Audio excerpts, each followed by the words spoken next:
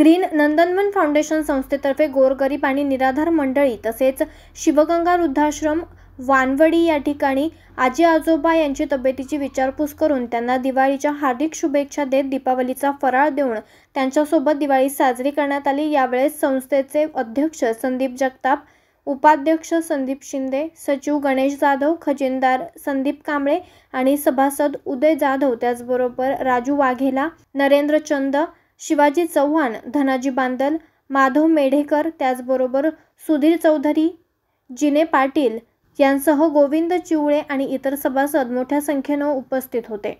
News reporter Ramakrishna Bhagwat, आज 24 तास, पुणे।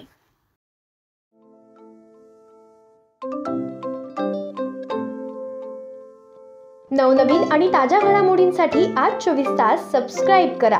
त्याचबरोबर बेल आयकॉनवर क्लिक करा आणि मिळवा आमच्या बातम्यांच्या नोटिफिकेशन्स। तसेच आज 24 तासची प्रत्येक बातमी आपल्याला कशी वाटली हे कळवा, लाईक करून, कमेंट करून आणि आमच्या बातम्या शेअर सुद्धा करा।